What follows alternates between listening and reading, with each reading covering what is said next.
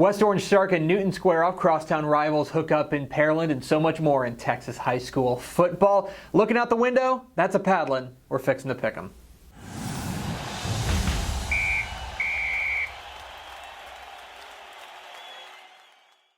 Welcome in to Fixin to Pick'em in partnership with the NFHS Network, your guide to the Texas high school football weekend. My name is Greg Tepper of TexasFootball.com. Thanks for tuning in. We're going to get you all set for high school football this weekend, and we're starting outside Houston.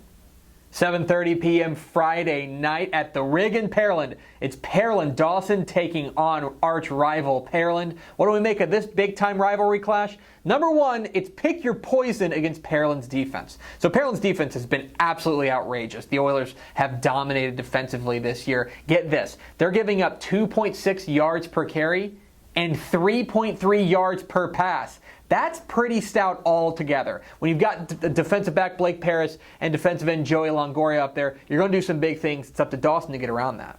Number two, Pearland-Dawson's turnover margin. In their one loss this year at George Ranch, Pearland-Dawson turned the ball over 6 times and were -5 in the turnover margin. In their 4 wins since then, they are +6 in the turnover margin. That's why it's up to guys like Vincent Fisher and Patrick Howell in the secondary and defensive end Jordan Rodriguez to force turnovers, and it's up to the offense to hold on to the ball. And number 3, big plays. Pearland-Dawson has 11 touchdown plays of 30 yards or longer. Pearland has 13 plays of 30 yards or longer. Those are big-time playmakers out there like Connor Blumrick, the quarterback for Pearland, or Dawson quarterback Zach Smith. If it's Dawson wide receivers Caleb White or Braylon Mouton or Davier Pinkston, the running back for Pearland, or Savion Johnson for Pearland-Dawson. There's a lot of big-time playmakers out there. Who's going to make that big play? Who am I picking? Give me the Pearland Oilers. I think that this defense right now is on another level. I think they have an argument to being one of the very best defenses in the state. Dawson's got a big-time offense, and they're going to have a chance to hit some big plays, but for now, I like the Oilers. In our small school spotlight, 7:30 p.m. in beautiful Orange, Texas at Dan Hook Stadium. It's West Orange Stark hosting Newton.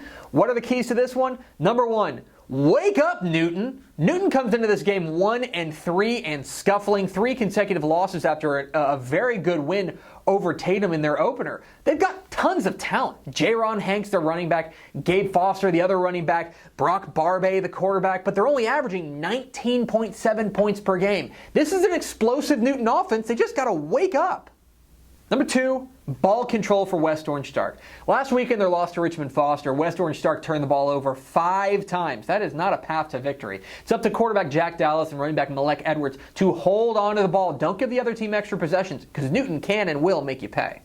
And number 3, take over Tanner Holmes. The best player on the field on Friday night is going to be linebacker Tanner Holmes for Newton. He is a monster. 50 tackles already in 4 games. He's got an interception. He's got a forced fumble. He is everywhere for this Newton team. He has got to take over this game. If there's going to be one guy who can come in and impose his will on this contest, it's Tanner Holmes.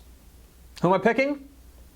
Give me West Orange Stark. I think that quarterback Jack Dallas is going to take care of the ball. I think that offense is going to get right back on track. And as much as I like Newton and the talent that they haven't been able to put it all together yet. I think that West Orange Stark is a much more coagulated unit right now. I think that shows. Give me the Mustangs.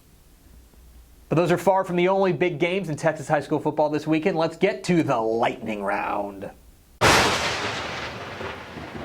Saturday evening outside Houston, it's the Woodlands taking on unbeaten Humble Atascocita. Very impressed with what Atascocita's done so far this year, but I think the Woodlands' defense leads the Highlanders to a win. One of the best rivalries in Texas is Wichita Falls. Ryder takes on crosstown rival Wichita Falls. No love lost between these two teams, but I do think Ryder comes away with the win. Another big showdown in San Antonio. Cibolo Steel takes on Schertz Clemens. Schertz Clemens gave up a bunch of points last week. That defense has got to step forward. Until then, I really like this Steel team, especially coming off that win over Smithson Valley. Out in Northeast Texas, Texas High takes on Hallsville. I think Cade Pearson leads Texas High to a victory. Canyon Randall against Amarillo Tascosa. Have you been paying attention to what Tascosa's been doing? Running back Tim Fields and Rambo Lohizo have been running over folks. I think that continues. I like Tascosa. Big Spring takes on Andrews. Can Andrews' defense find anything? If they can, Taj Kelly, the running back, will take care of the rest. Give me Andrews. Another big rivalry game in Houston as Spring Westfield takes on Spring. Spring Westfield's got so many weapons, including wide receiver Tyree Cleveland. That's the key to victory. Diboll visits Corrigan-Camden. I like Corrigan-Camden, especially if this offense continues to roll behind running back Malik Jackson. Bernie Champion visits Kerrville-Tivy. Give me the Antlers behind quarterback Cade Dial. Amarillo takes on Abilene Cooper. I was very impressed with Abilene Cooper's win last week over Midland Lee, but I think Amarillo is a little bit better than that. I think this is a big test for that Sandies defense, but I think defensive end Ivory Jackson and company give the Sandies a win.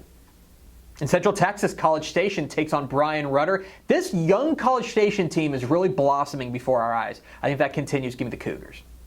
John Tyler visits Lindale out in East Texas. John Tyler was very impressive last week offensively.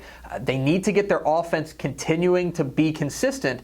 If that happens, then I think Cujo is very dangerous. Give me John Tyler. In El Paso, Chapin takes on Andrus. Chapin's defense has been excellent. I like the Huskies.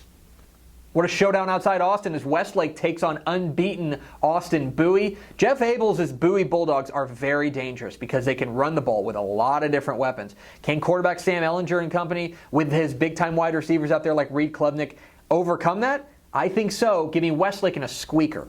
No rest for the weary for Victoria West as they visit Corpus Christi Calallen. That Calallen running game is going to be churning, but at this point, I think you're a fool to start doubting Victoria West. They are for real, and that defense really showed me something last week. Give me Victoria West. Battle of Unbeatens in the Rio Grande Valley as Edinburgh Vela takes on Roma. Edinburgh Vela's defense has got to get better. They gave up 635 yards last week to Sharyland. I think that they improved just enough to get the win here. I like the SaberCats.